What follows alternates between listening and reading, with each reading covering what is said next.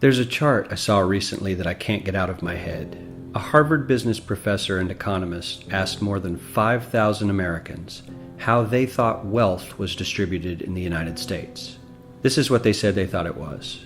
Dividing the country into 5 rough groups of the top, bottom, and middle 20% groups, they asked people how they thought the wealth in this country was divided. Then he asked them what they thought was the ideal distribution.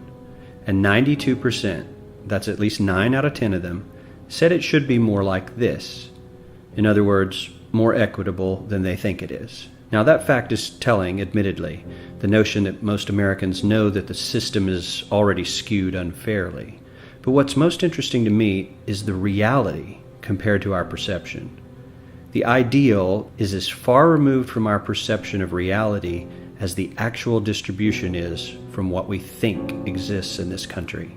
So ignore the ideal for a moment. Here's what we think it is again.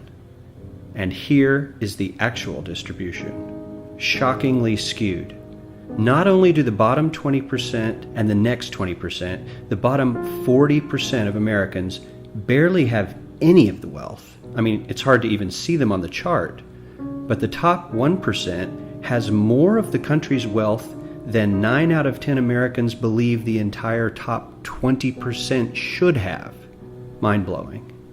But let's look at it another way, because I find this chart kind of difficult to wrap my head around. Instead, let's reduce the 311 million Americans to just a representative 100 people. Make it simple. Here they are: teachers, coaches, firefighters, construction workers, engineers, doctors, lawyers, some investment bankers, a CEO, maybe a celebrity or two. Now let's line them up according to their wealth. Poorest people on the left, wealthiest on the right, just a steady row of folks based on their net worth. We'll color code them like we did before based on which 20% quintile they fall into. Now let's reduce the total wealth of the United States, which was roughly $54 trillion in 2009, to this symbolic pile of cash. And let's distribute it among our 100 Americans. Well, here's socialism, all the wealth of the country distributed equally. We all know that won't work. We need to encourage people to work and work hard to achieve that good old American dream and keep our country moving forward. So, here's that ideal we asked everyone about. Something like this curve. This isn't too bad. We've got some incentive, as the wealthiest folks are now about 10 to 20 times better off than the poorest Americans. But hey, even the poor folks aren't actually poor, since the poverty line has stayed almost entirely off the chart. We have a super healthy middle class with a smooth transition into wealth. And yes, Republicans and Democrats alike chose this curve.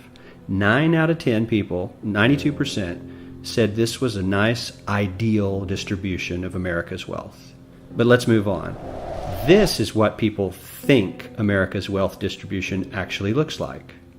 Not as equitable, clearly, but for me, even this still looks pretty great. Yes, the poorest 20 to 30% are starting to suffer quite a lot compared to the ideal, and the middle class is certainly struggling more than they were, while the rich and wealthy are making roughly 100 times that of the poorest Americans, and about 10 times that of the still healthy middle class. Sadly, this isn't even close to the reality.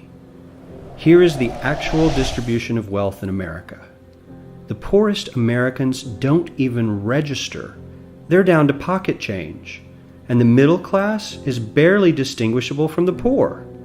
In fact, even the rich between the top 10 and 20 percentile are worse off. Only the top 10% are better off. And how much better off? So much better off that the top 2 to 5% are actually off the chart at this scale. And the top 1%, this guy, well, his stack of money stretches 10 times higher than we can show. Here's his stack of cash, restacked, all by itself. This is the top 1% we've been hearing so much about.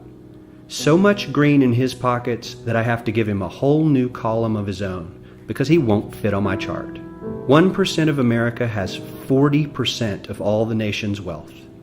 The bottom 80%, 8 out of every 10 people, or 80 out of these 100, only has 7% between them. And this has only gotten worse in the last 20 to 30 years. While the richest 1% take home almost a quarter of the national income today, in 1976 they took home only 9%, meaning their share of income has nearly tripled in the last 30 years. The top 1% own half the country's stocks, bonds, and mutual funds.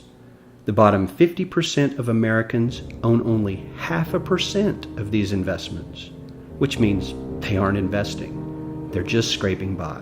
I'm sure many of these wealthy people have worked very hard for their money, but do you really believe that the CEO is working 380 times harder than his average employee? Not his lowest paid employee, not the janitor, but the average earner in his company. The average worker needs to work more than a month to earn what the CEO makes in 1 hour.